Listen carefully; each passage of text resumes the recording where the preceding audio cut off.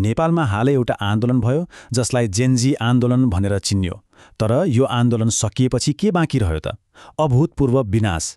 आउनुहोस्, आज हामी यही आन्दोलनले चुकाउनु परेको मूल्य र सार्वजनिक सम्पत्तिमा भएको क्षतिको गहिराईमा जाउँ। अब यो क्षति कति ठूलो थियो होला सोच्नुहोस् त। यसको गम्भीरता बुझ्न एउटै तुलना काफी छ र यस सुन्दा साँच्चै अचम्म लाग्न सक्छ। अधिकारीहरूले यो विनाशलाई केसँग दाँजेका छन् थाहा छ? 2072 सालको त्यो विनाशकारी भूकम्पसँग हो। भूकम्पसँग। यो कुनै राजनीतिक भाषणबाजी होइन, यो क्षतिको डरलाग्दो वास्तविकता हो। पैसामा हिसाब गर्ने हो भने यो कति होला त? हेर्नुहोस्, फाइनल रिपोर्ट त आउन बाँकी नै छ, तर पूर्वाधार विज्ञहरूको जुन प्रारम्भिक अनुमान छ नि, त्यसले त देशको अर्थतन्त्र नै हल्लाइदिएको छ। उनीहरू भन्छन् क्षति खर्बौं रुपियाँको छ। खर्बौं! यो यति ठूलो पैसा हो कि यसले देशका कयौं विकासका योजनाहरूलाई वर्षौं पछाडि धकेल्न सक्छ।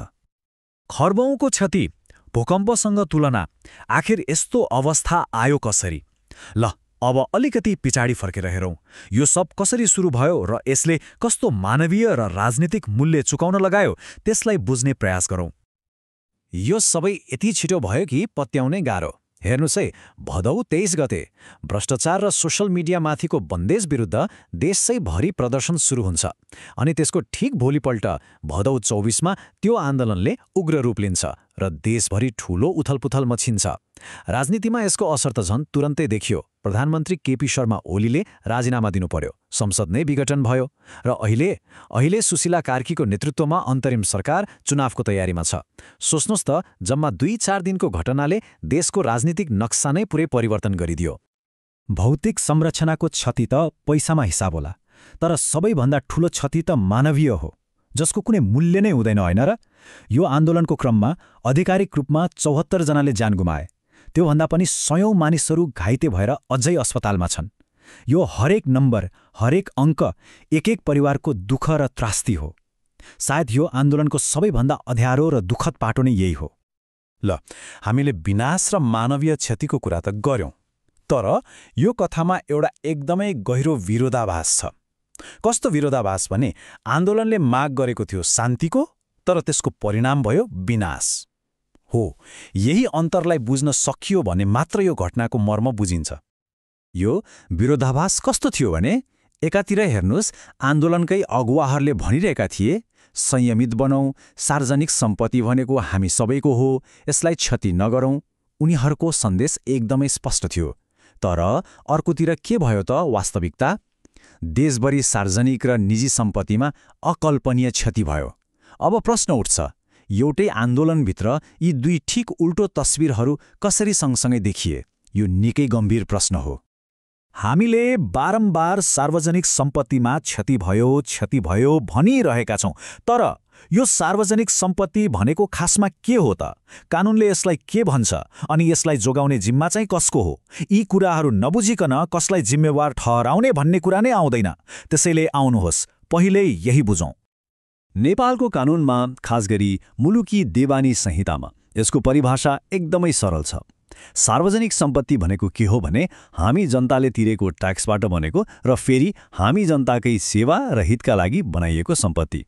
भनेपछि कुरो के हो भने, जब कुनै सरकारी भवन वा सडकमा तोडफोड हुन्छ, त्यो अरू कसैको सम्पत्तिमाथिको आक्रमण होइन, त्यो त हामी आफैको जनताकै सम्पत्तिमाथिको आक्रमण हो।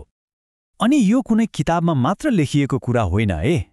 हामीले हरेक दिन प्रयोग गर्ने सडक, हाइवे, सरकारी अफिसहरू यी सबै सार्वजनिक सम्पत्ति हुन्। त्यति मात्रै कहाँ हो र? हाम्रा नदी, जङ्गल, सार्वजनिक पार्कहरू पनि यसैमा पर्छन्। छोटकरीमा भन्नुपर्दा, जुन सम्पत्ति कुनै व्यक्तिको, कुनै समुदायको वा गुठीको भनेर तोकिएको छैन भने त्यो सबै राज्यको हो, र राज्यको हुनु भनेकै हामी सबै जनताको साझा हुनु हो। त्यसो भए यसलाई जोगाउने जिम्मा कसको त? कानुनले यो जिम्मेवारी दुई पक्षलाई दिएको छ। एक, हामी प्रत्येक नागरिकको कर्तव्य हो आफ्नो साझा सम्पत्ति जोगाउने, र दुई, स्थानीय सरकारको यो प्रमुख जिम्मेवारी हो कि यसको संरक्षण गरोस्। यो त एक किसिमले नागरिक र सरकार बीचको साझा सम्झौता जस्तै हो। तर जब यो साझा जिम्मेवारी पूरा हुँदैन, जब यति ठूलो क्षति हुन्छ, तब के हुन्छ त? क्षति गर्नेलाई जिम्मेवार बनाउने कानुनी बाटो के छ? ल, अब यही जवाबदेहिताको प्रक्रिया कस्तो छ त्यसलाई हेरौँ। कानूनमा जवाफदेहिताको बाटो एकदमै स्पष्ट छ। यो प्रक्रिया सुरु हुन्छ क्षतिको मूल्याङ्कनबाट, जसका लागि गृह मन्त्रालयले एउटा कार्यविधि नै बनाएको छ। त्यसपछि आउँछ स्थानीय सरकारको भूमिका, जसलाई आफ्नो क्षेत्रको सम्पत्ति जोगाउने जिम्मा दिएको छ। अनि मुलुकी देवानी संहिताले त परिभाषादेखि दायित्वसम्म सबै तोकिदिएकै छ। र यो सबै प्रक्रियाको अन्तिम निचोड के हो त? क्षतिपूर्ति। कानूनले एकदमै सिधा भाषामा भन्छ, जसले क्षति पुर्यायो उसैले तिर्नुपर्छ। सिधा कुरा हो। नेपालको कानूनी संरचनाको सार नै यही एक लाइनमा छ, जसले क्षति गर्छ उसैले क्षतिपूर्ति तिर्नुपर्छ। कुरा खत्तम। चाहे त्यो एकजना व्यक्ति होस्, कुनै समूह होस् वा कुनै राजनैतिक पार्टी नै किन नहोस्, कानूनले जिम्मेवारीबाट उम्किने कुनै पनि ठाउँ दिएको छैन। तर यहाँनिर एउटा जान्नै पर्ने कानूनी कुरा छ।